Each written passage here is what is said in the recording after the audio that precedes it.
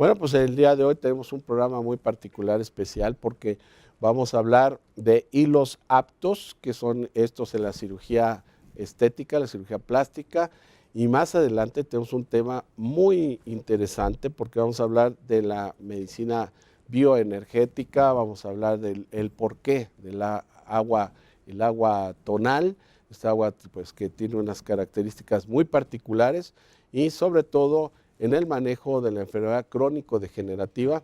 Vamos a hablar del cáncer y de muchos otros aspectos relacionados con las enfermedades crónicas que se están presentando y bueno, pues, ¿a qué se debe? ¿Cuáles son las causas?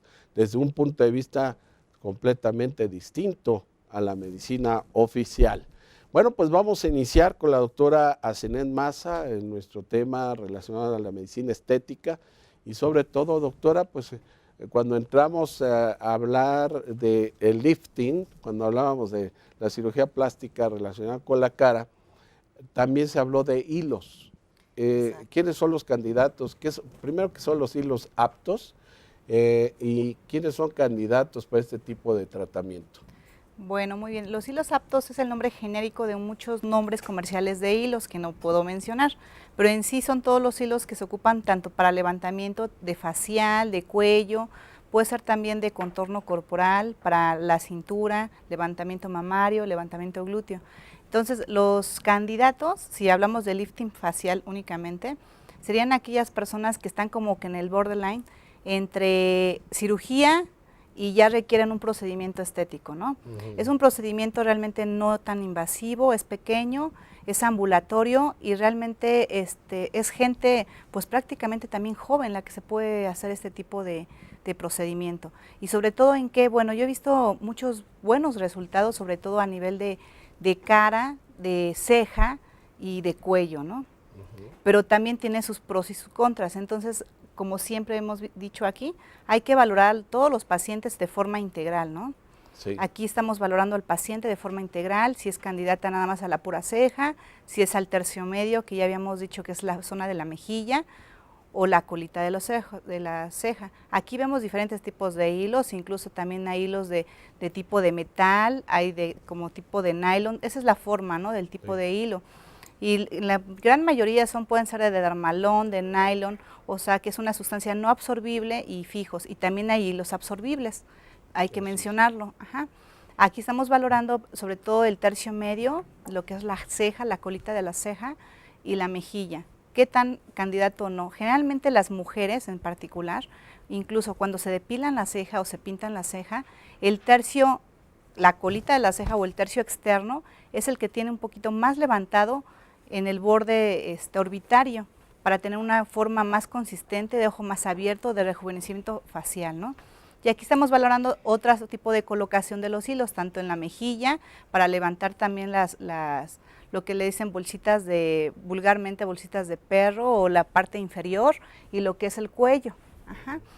También aquí tenemos este tipo de evaluación de hilos, para también evitar lo que es la piel colgante en cuello, o el exceso de piel, ¿no?, que se va hacia la parte posterior. Obviamente que lo que veamos no es que todo eso se va a poner, sino Claro lo que que se no, requiere. lo que se requiere. Son pacientes que, vuelvo a mencionar, que todavía no requieren una cirugía como tal, pero que ya se pueden hacer ciertos procedimientos para verse con más rejuvenecimiento facial, ¿no? Sí. Incluso gente joven, hay que mencionar aquí, porque muchas veces no depende de la edad, depende de las características genéticas, incluso familiares de cada persona. Entonces también hay gente muy joven que ya tiene los párpados caídos, la ceja caída, y da la impresión de mayor edad, ¿no? Entonces aquí ya podemos empezar a actuar en este tipo de pacientes, ¿no? Y tiene excelentes resultados a nivel de lifting de cara, ¿eh? Muy bien. Aquí estas flechitas que están indicando, doctora. Aquí están viendo el levantamiento exactamente de la mejilla, porque con el tiempo lo que se marca mucho es el surco nasogeniano, la línea que va desde la ala de la nariz hasta la boca prácticamente. Correcto. Entonces, con el paso del tiempo hay una clasificación de Glogau que posteriormente vamos a ver, que es más notoria esta línea, y con la edad se va colgando más la mejilla. Entonces la gente lo que quiere verse es más joven, o como tenían a los 20, a los 30, ¿no?, años. Entonces esto se puede lograr de una forma sencilla y ambulatoria, ¿no? Y aquí están diferentes formas de colocar los hilos, Depende también el hilo comercial, el tipo, si es absorbible o no absorbible, la técnica, pero esto es únicamente para mencionar en qué partes se pueden colocar y en qué partes sí se han visto buenos resultados, porque también cabe de mencionar que también se puede colocar en el abdomen, abdomen para cinturar. Y en el abdomen y creo que también ya en glúteos también. Sí, en glúteos no y en es mama. muy buena técnica para no glúteos. No es muy buena técnica, ¿por qué? Porque estamos valorando que aquí ya es una zona que cae más, es algo más pesado, pero obviamente es un material especial, más fuerte, más consistente, en donde se puede utilizar y puede jalar un poco más lo que es el glúteo o la mama.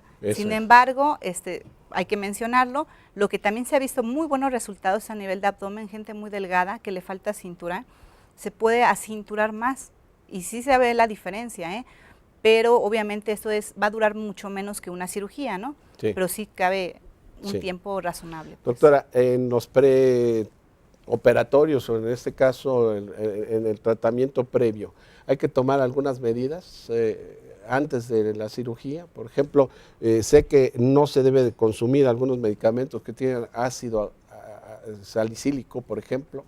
Sí, bueno, como es un procedimiento ambulatorio, también hay que hacerle los estudios preoperatorios generales, ¿no? Dentro de ellos son los tiempos de coagulación.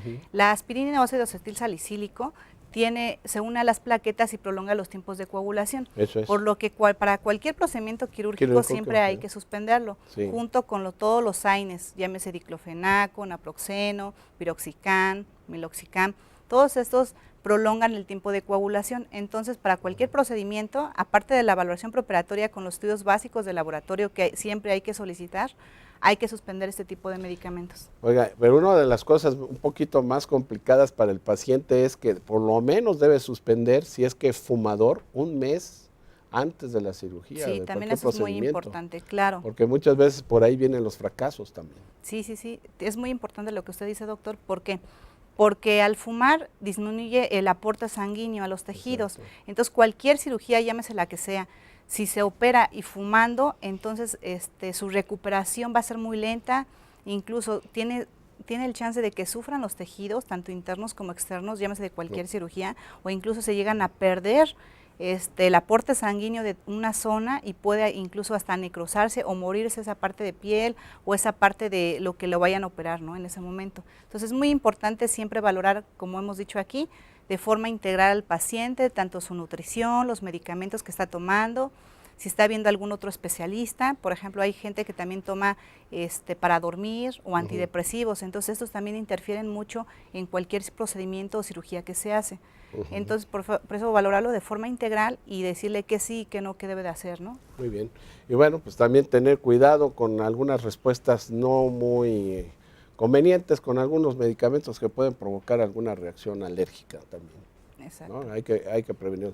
Doctora, bueno, pues con esta información y con esta plática de estas otras ventajas que tiene la medicina estética, sobre todo estos hilos aptos que el día de hoy se platica, bueno, pues es otra oportunidad más que se tiene para mejorar nuestro aspecto. Doctora, vamos a ir a un tema muy interesante, van a ver ustedes, porque bueno, pues quizá con este tipo de propuesta la cirugía plástica pueda hacerse todavía más lenta en relación a la necesidad que tengamos por ella, ya que existe una cierta estructura del agua, el agua tonal, lo hemos platicado varias veces, que pueda mantener más tiempo nuestra longevidad y nuestra estética.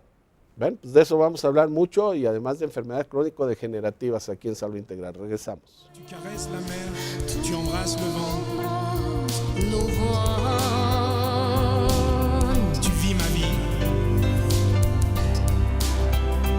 Reste avec nous, Soumaya.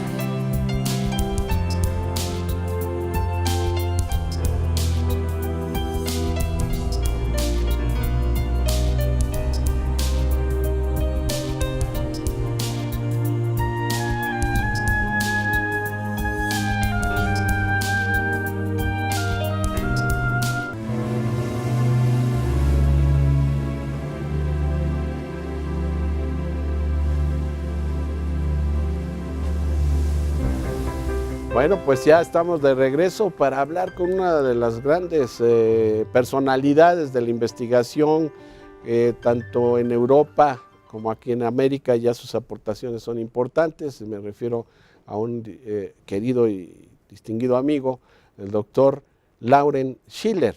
Doctor Lauren Schiller, además de tener una formación en su natal Francia, en Estrasburgo, pues él maneja diferentes idiomas, el inglés, el francés, el alemán y qué bueno que también el español, para podernos entender todos en este programa dedicado a hablar de esto que somos, agua, pero en qué forma está esta estructura del agua. Por ahí la doctora Esther del Río hablaba de la forma, de la informa, y pues tanto que nos ha comentado desde el año allá, desde el 68 hasta la fecha, la doctora Esther del Río. Y dentro de las investigaciones, doctor Lauren, pues yo veo aquí que usted ha trabajado también dedicado a la investigación del cáncer y de la regeneración celular, la acción de los cristales líquidos de este H2O37, descubierto por la doctora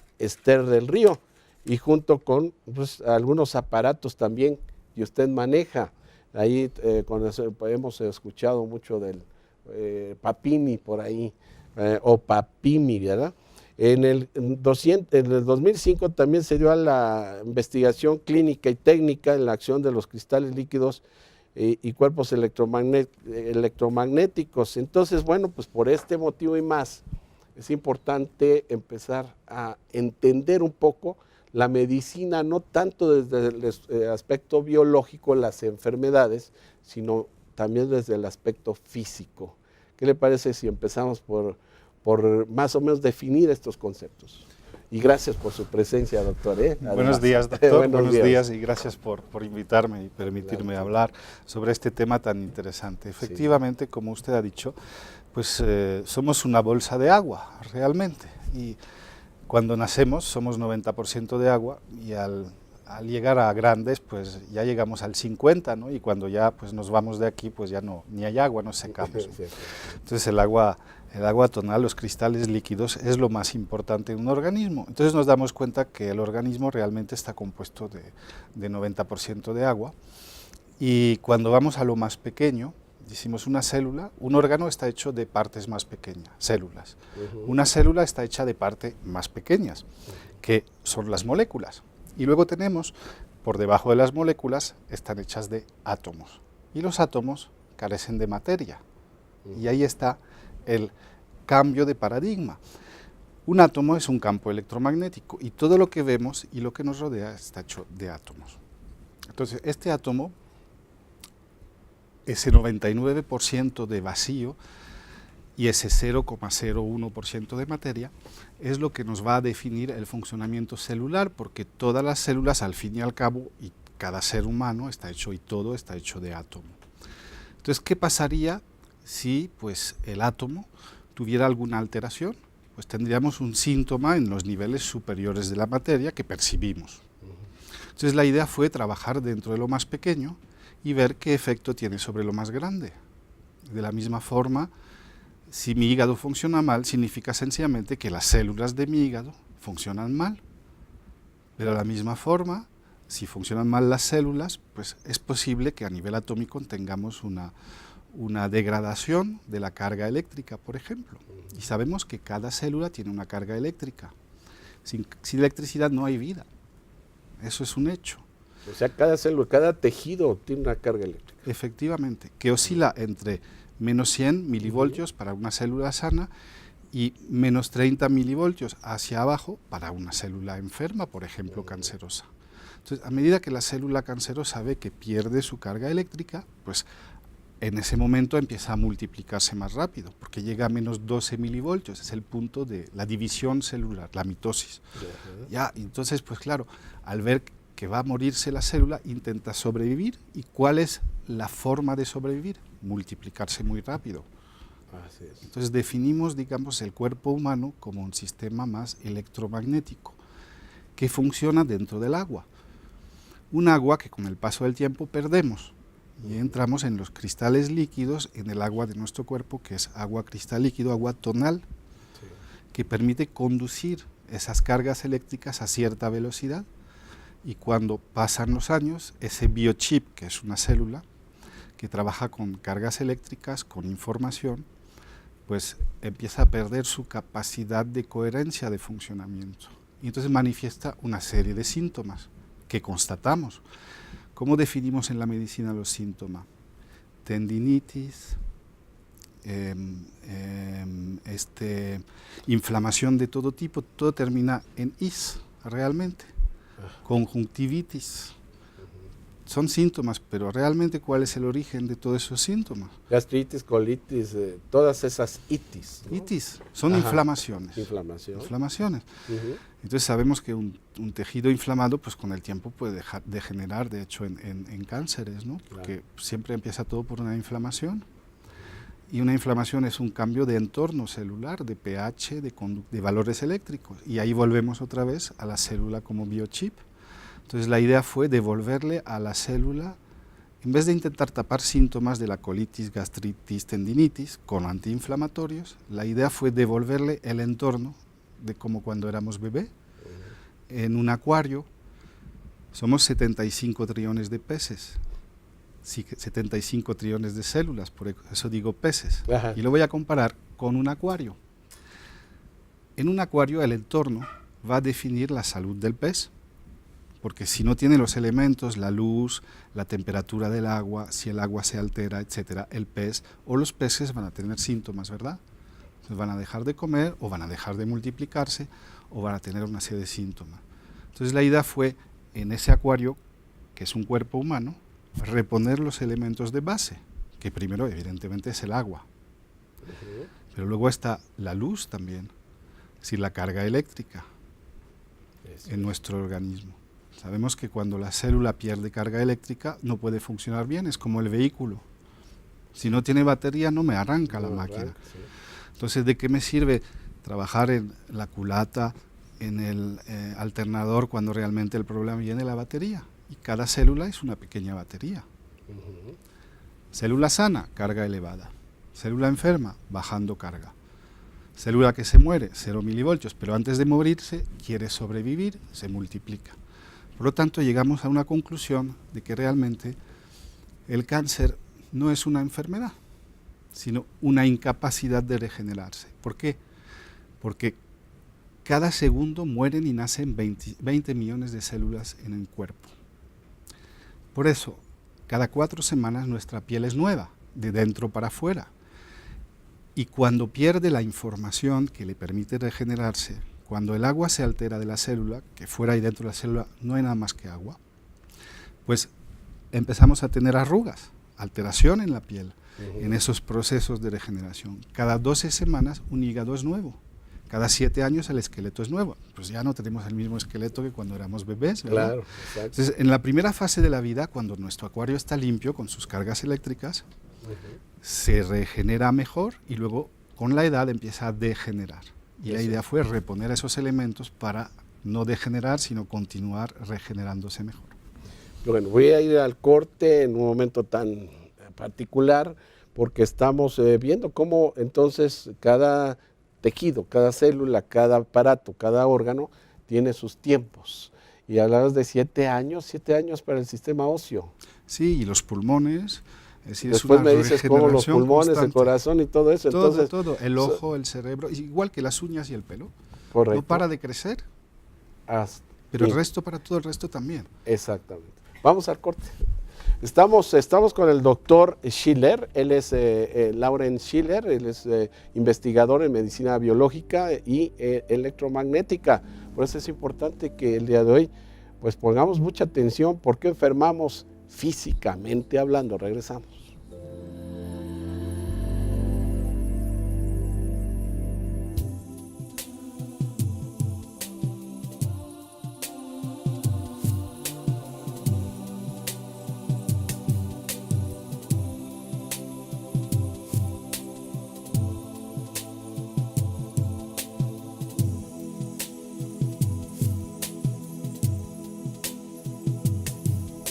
Now